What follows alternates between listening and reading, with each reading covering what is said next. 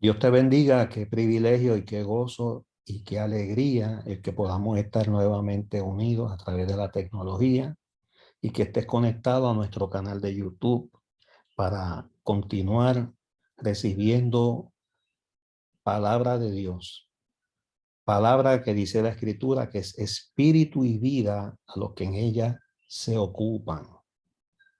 Así que te agradecemos que una vez más te hayas conectado a nuestro canal y estés recibiendo en este momento este estudio de la palabra de Dios que tanta necesidad y tanta falta nos hace a cada uno de nosotros. Gloria al Señor. Y vamos a estar hablando sobre el tema, el fruto del Espíritu es gozo. El fruto del Espíritu es gozo. Y estamos hablando de Gálatas capítulo 5 y verso 22 que dice, mas el fruto del Espíritu es amor, gozo, paz, paciencia, benignidad, bondad, fe, mansedumbre y templanza. Y hoy pues nos vamos a estar concentrando, o por lo menos vamos a comenzar en la temática de esa característica o de esa cualidad que es el gozo.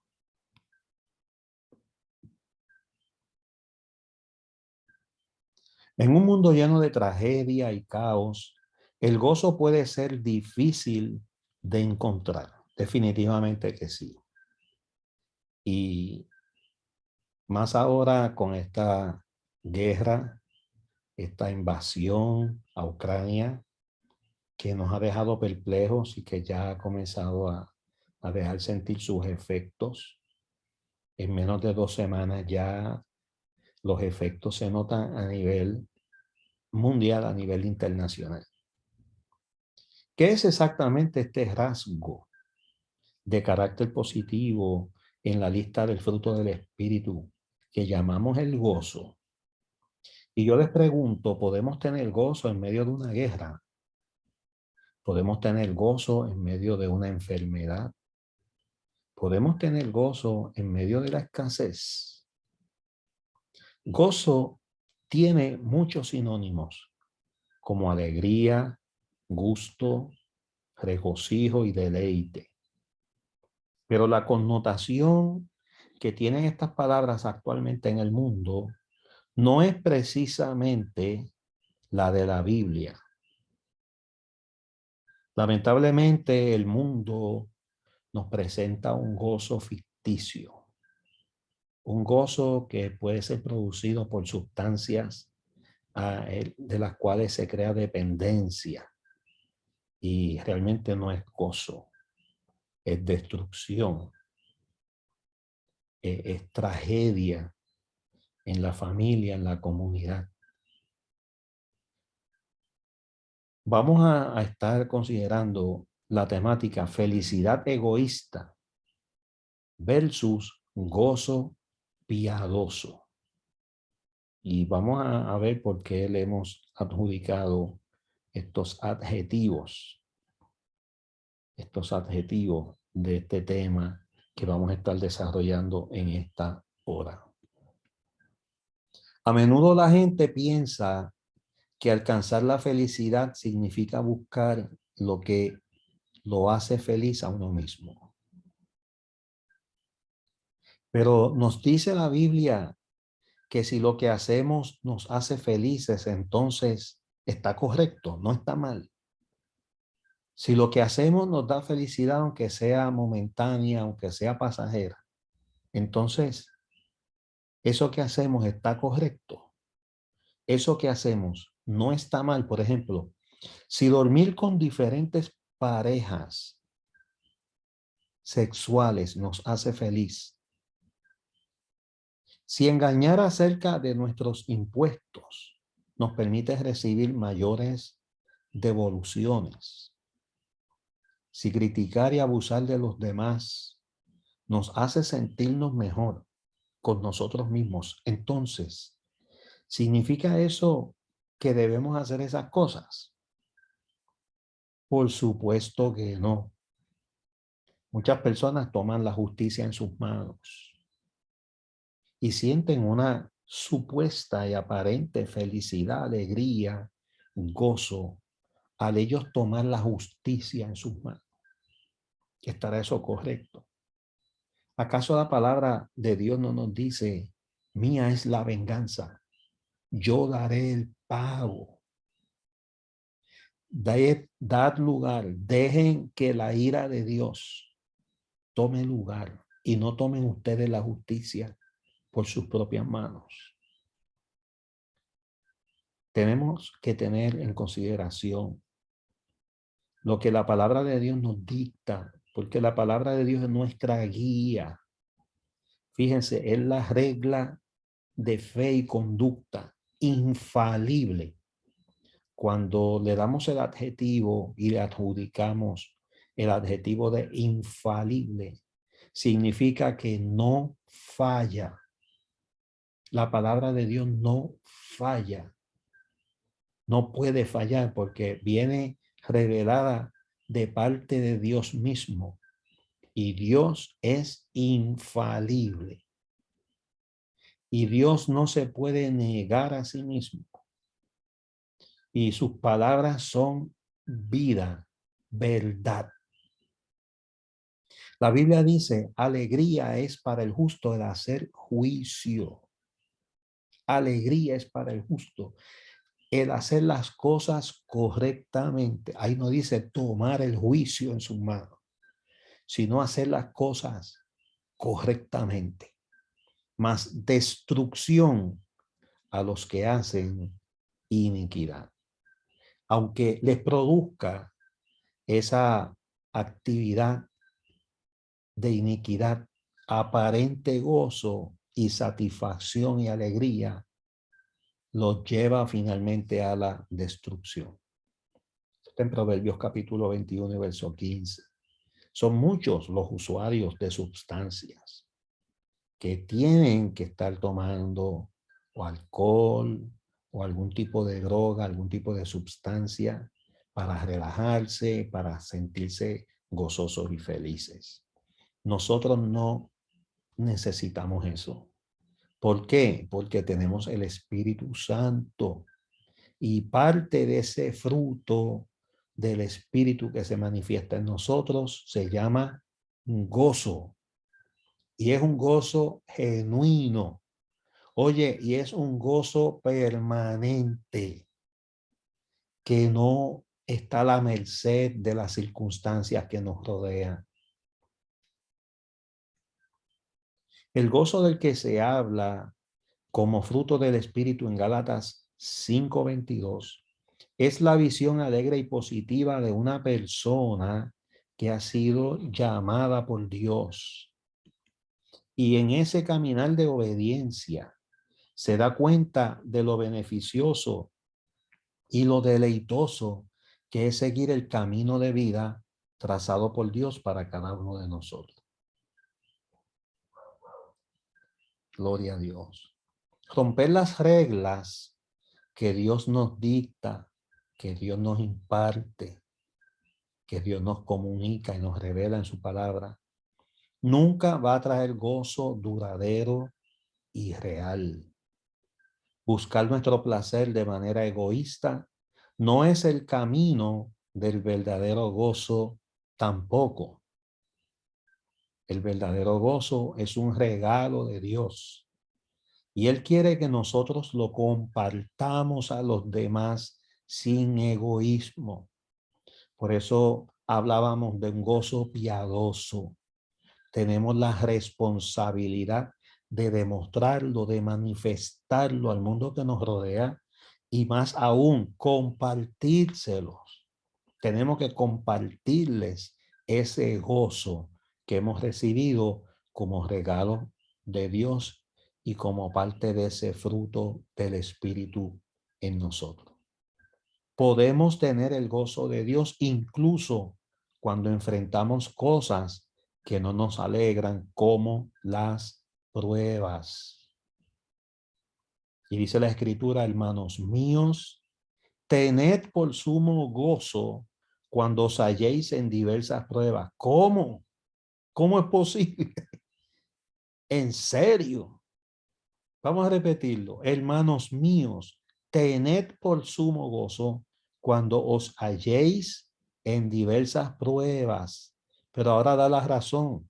Dice Santiago 1, verso 2 y verso 3, dice, sabiendo que la prueba de vuestra fe produce paciencia. Y claro, estamos hablando de dos elementos más que se van a producir en nuestras vidas como fruto del Espíritu, como es la fe y la paciencia.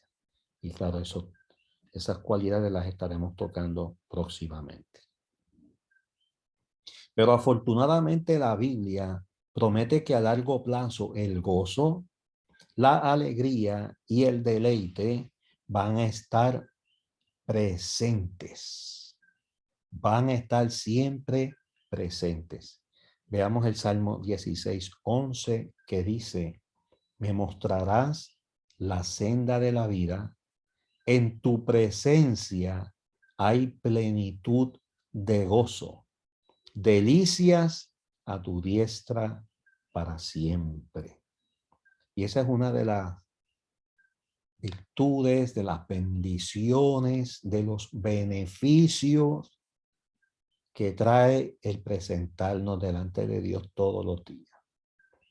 El que entra a la presencia del Señor va a encontrar no cualquier gozo, no un gozo ficticio, no un gozo temporero, sino plenitud de gozo. Plenitud de gozo. Gloria al Señor. Entonces vale la pena sacar tiempo de meditación, tiempo de oración, cerrar la puerta, la cámara secreta y ahí en privado hablar con Dios. Vale la pena visitar la presencia de Dios todos los días, porque cada vez que hagamos esto, tendremos plenitud de gozo en nosotros. Entre otras cosas, ahí está hablando de vida, y vida aquí, la senda de la vida representa tantas cosas, comenzando por la salvación, promesas de sanidad, sanidad emocional y también sanidad física, y otras bendiciones que Dios tiene para aquellos que le aman. El gozo es la materialización de que Dios nos ama y quiere darle cosas buenas a sus hijos. Oye, dice la Escritura que si nosotros, no siendo tan buenos, queremos bendecir y queremos beneficiar a nuestros hijos,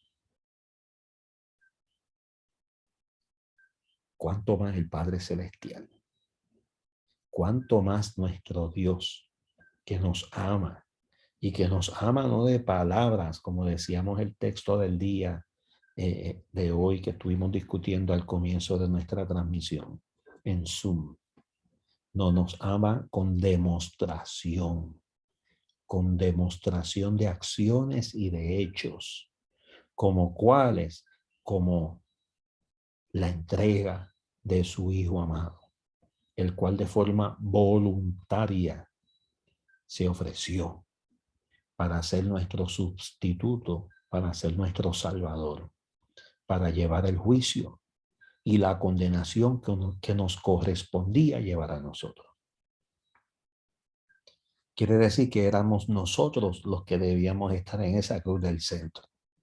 Y Él fue nuestro sustituto, tomó nuestro lugar, llevó nuestra maldición para hacernos de bendición.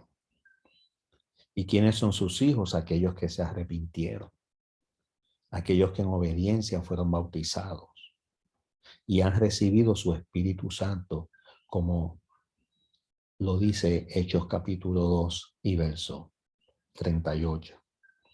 Una de esas cosas buenas es el reino milenial que está profetizado y que estuvimos estudiando el pasado año, cuando Jesucristo va a gobernar un mundo próspero y pacífico. Y se me quedó un acento ahí en pacífico, palabra esdrújula. Así que lo corregiremos más adelante. Salmo 67 y verso 4 dice, alégrense y gócense las naciones, porque juzgarás los pueblos con equidad y pastorearás las naciones en la tierra, haciendo clara alusión al reino milenial de Jesucristo. ¿Qué es el gozo según Dios? El gozo es la respuesta de los cristianos complacidos con el hecho de que nos ha sido dada y revelada una preciosa verdad, un regalo de vida abundante y el entendimiento de un camino de vida que trae consigo satisfacción hoy y siempre. Amén. Y vamos a la segunda temática de esta hora. Vamos a abordar el tema ¿por qué Dios quiere que manifestemos gozo? ¿Por qué es la voluntad de Dios, la voluntad absoluta expresa en su palabra, de que todos y cada uno de los que somos sus hijos manifestemos al mundo el gozo que Él nos da por medio de su Espíritu Santo? Recuerda que al aceptar a Jesucristo como Señor y Salvador, venimos a ser templos, casas, habitación, morada, tabernáculo, donde mora el Espíritu Santo de Dios. Ahí sale la expresión del apóstol Pablo cuando dice, ¿no sabéis que sois templos donde mora el Espíritu de Dios? Y si tenemos el Espíritu de Dios en nosotros, ese Espíritu comenzará a producir su fruto y ese fruto se manifestará al mundo que nos rodea. Como hemos visto, el gozo que viene a través de deseos y actividades egoístas trae consigo una alegría superficial o un placer o satisfacción temporal. Sin embargo, existe un gozo que viene a través del Espíritu Santo. Un gozo que viene por seguir el camino de vida que Dios nos ha revelado, que trae verdadera satisfacción y sentimientos verdaderamente optimistas. Dios nos quiere demostrar esto último, con el fin de probarle al mundo que Él es el que trae la verdadera felicidad. Y hace un par de semanas comenzamos el domingo, hace 2 domingos atrás, a abordar este tema de la felicidad. Y este próximo domingo seguiremos disertando, hablando verdades reveladas y también evidencias científicas probadas sobre el tema de la felicidad. Porque creemos ciertamente que no hay ningún conflicto entre la ciencia y la Biblia. Antes, por el contrario, la Biblia complementa y la ciencia se complementan la una a la otra. Las minas engañosas que el enemigo, el adversario, Satanás, nos ofrece se sienten bien por el momento, pero después explotan y destruyen nuestra vida. Son ofertas, tentaciones que el enemigo nos brinda en bandeja de plata. Y como bien sabemos, servirle al adversario es lo peor que podemos hacer. Porque él, al que mejor le trabaja, peor es la paga. Yo no lo quiero como patrono o jefe ni una fracción de segundo. Y siempre que nos pone las tentaciones en bandeja de plata, una vez que cedemos ante la tentación, porque recuerda, ser tentado no es pecado. Ser tentado no es pecado. Jesucristo fue tentado. Y de hecho, en el desierto, en ese ayuno de 40 días y 40 noches, fue tentado 3 veces. Pero el ser tentado no es pecado, Pecado es ceder ante esa tentación. Y cada vez que cedemos ante la tentación de las ofertas que el enemigo nos brinda en bandeja de plata, el primero en acusarnos siempre es él. De hecho, de ahí es que sale el nombre diablo. Fíjate que diablo no aparece con letra mayúscula en la Biblia, sino con letra minúscula. Quiere decir que no es un nombre propio, es un nombre que se le adjudica a Lucifer, a ese ángel caído, también llamado Satanás, en virtud de sus acciones continuas y diarias. Diablo significa acusador. Y de ahí sale el nombre. El apóstol Pablo, el apóstol Pedro se refieren a él como el acusador de los hermanos. El acusador, el que siempre está acusando. Oye, pero cuando te presenta la tentación, no te acusa. Te lo pone todo bonito, te lo pone todo en bandeja de plata, literalmente hablando. Pero una vez que cedemos, nos acusa y nos ataca con todo lo que tiene. Así son las artimañas engañosas de Satanás.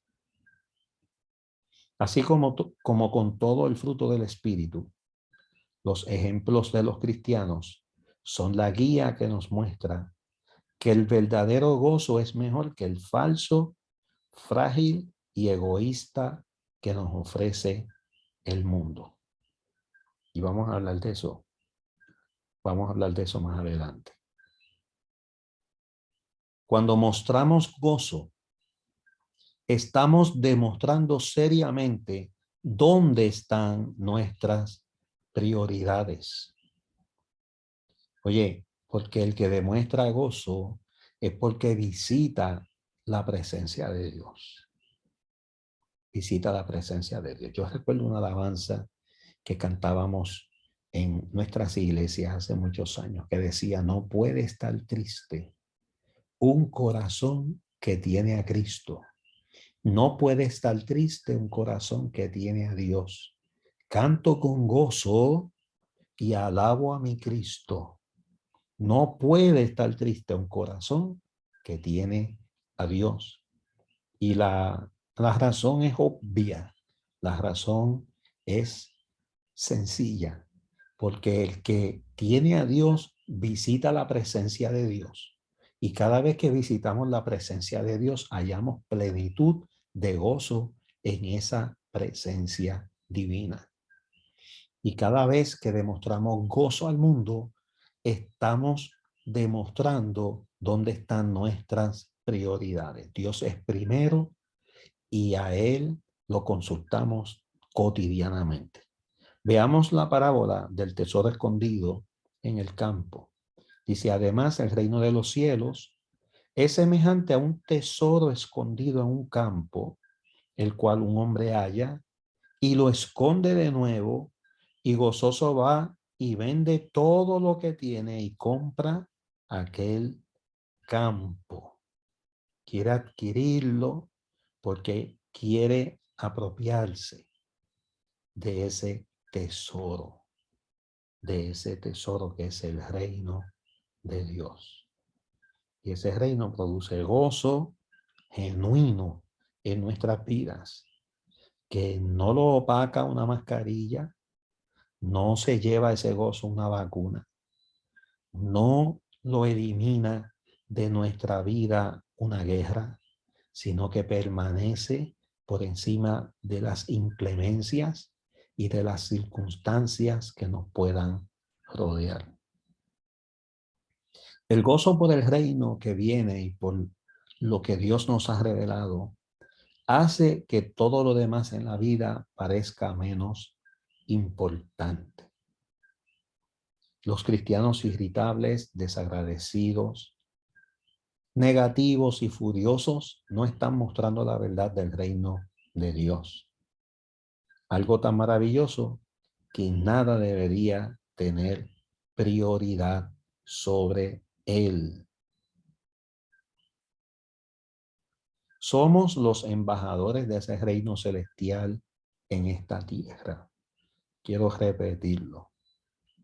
Somos los embajadores de ese reino celestial en esta tierra.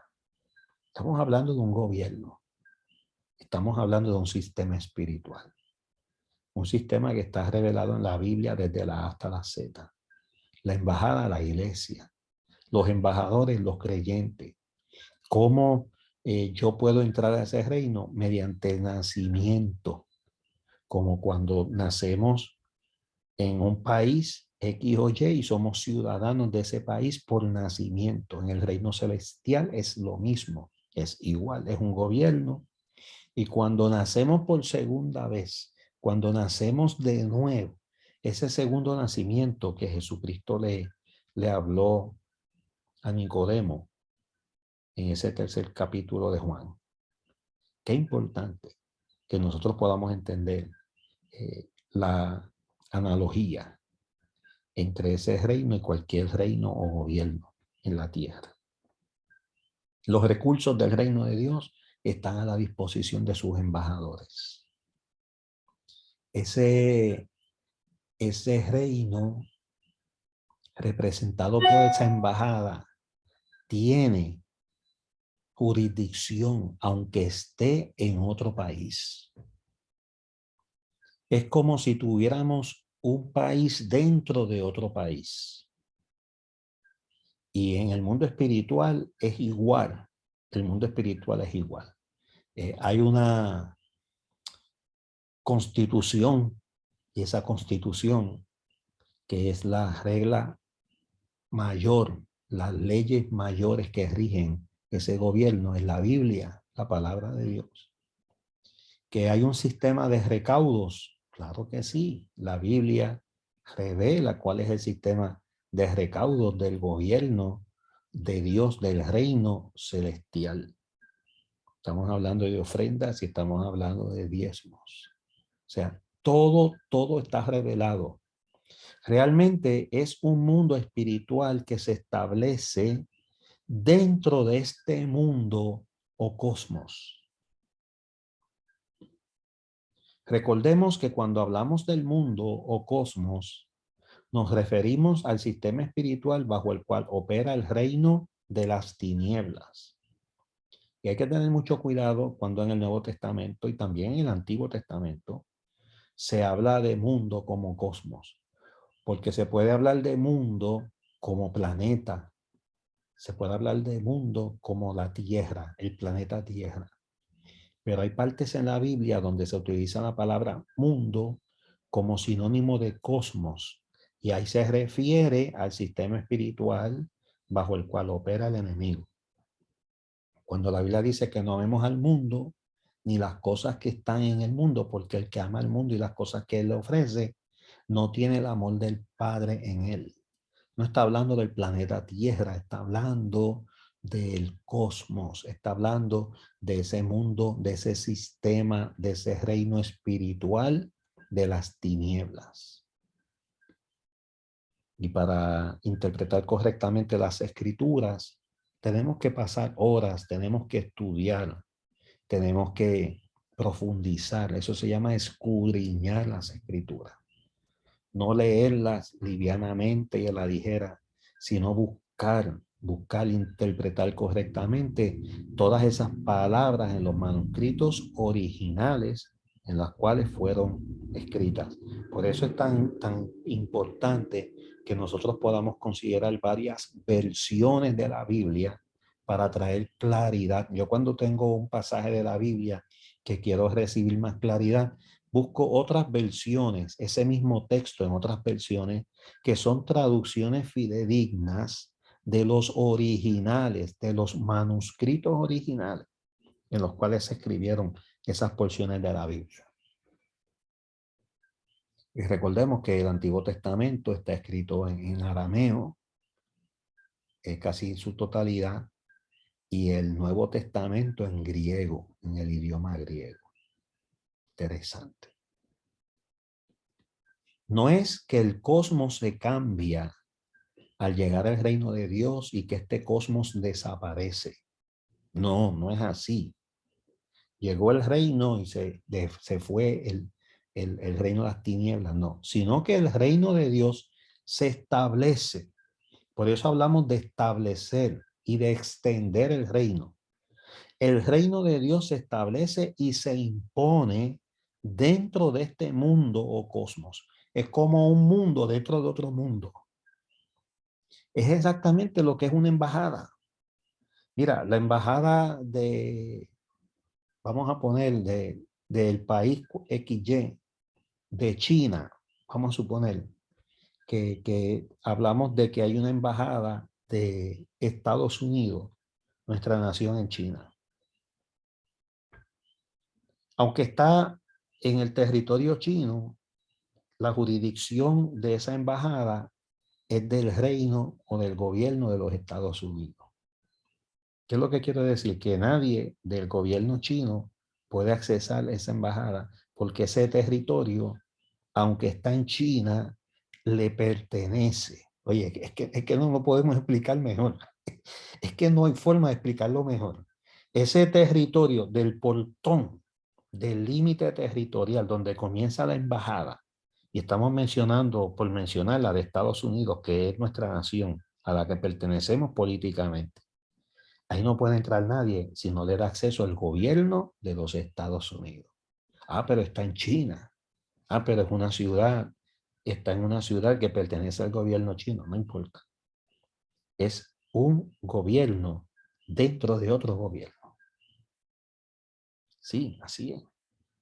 Cuando una persona pide asilo político en una embajada, no hay acceso que no sea el país que representa esa embajada. Interesante. Y déjeme decirle, en lo que respecta al reino de Dios y al reino de las tinieblas, es igual.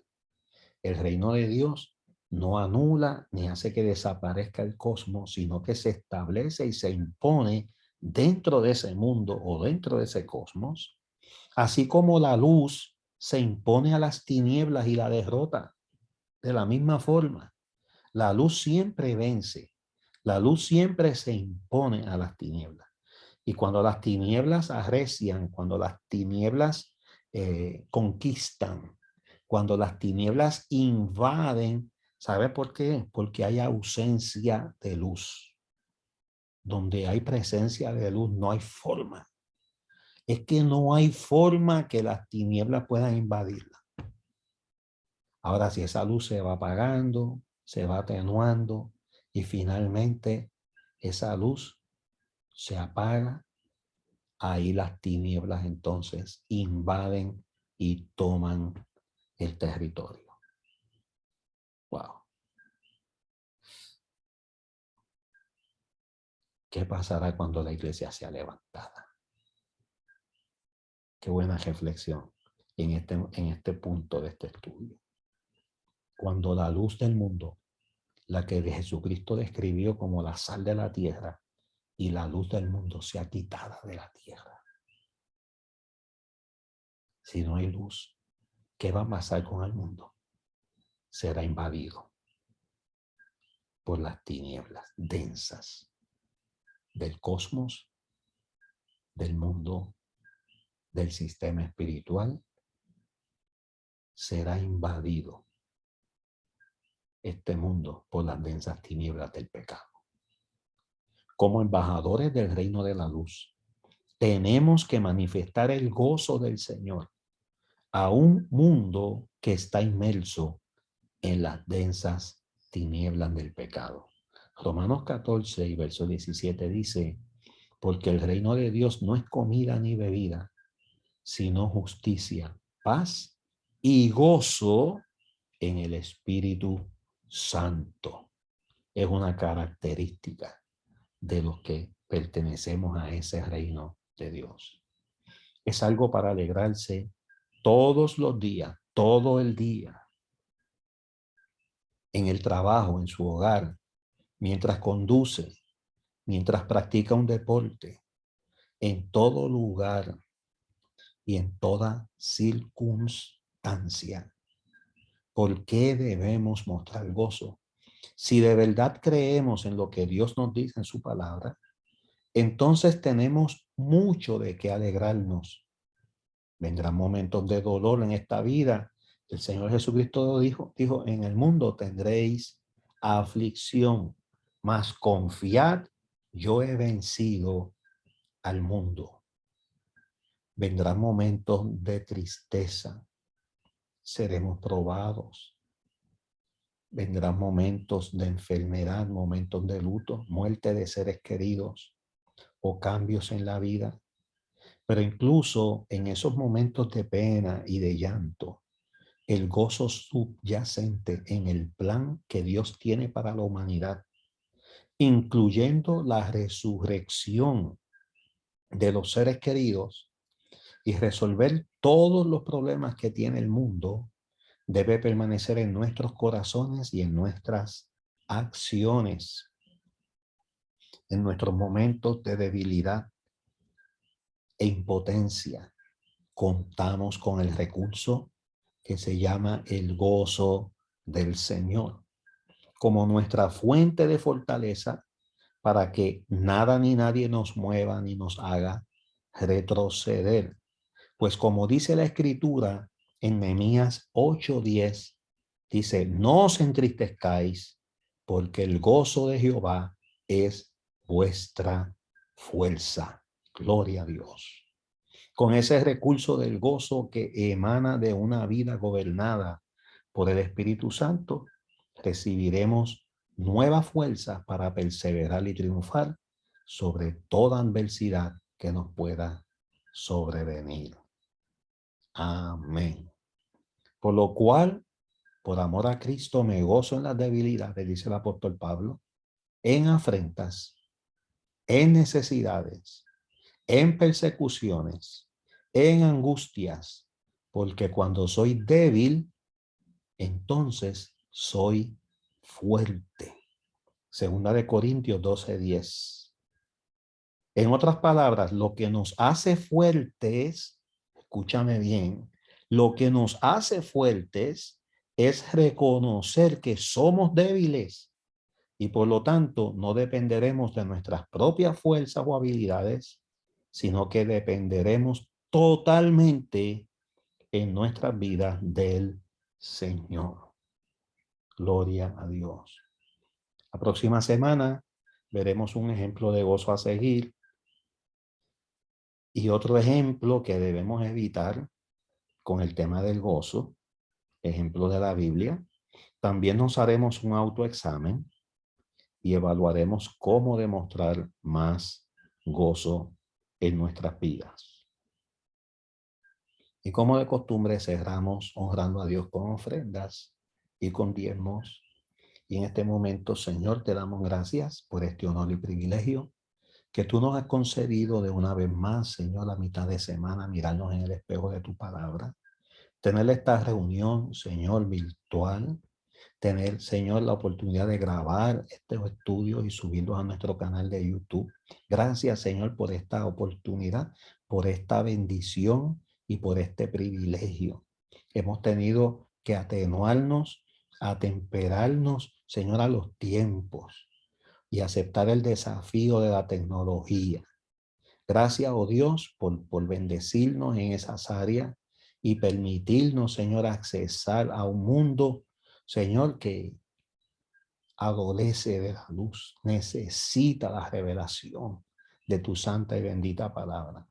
En este momento te honramos con ofrendas, te honramos con nuestros diezmos, los traemos de forma virtual al alfolí y te damos gracias por el honor y privilegio, Señor, de ser parte de ese reino, de ser parte de esa embajada, la iglesia, de ser tus embajadores en la tierra, tus representantes.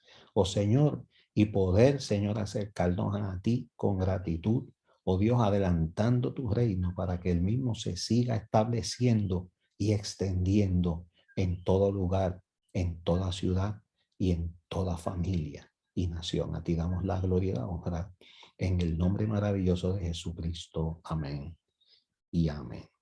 La paz del Señor sea contigo. Nos vamos a ver en un próximo estudio bíblico aquí nuevamente por nuestro canal de YouTube. La paz de Dios sea contigo. Bendiciones.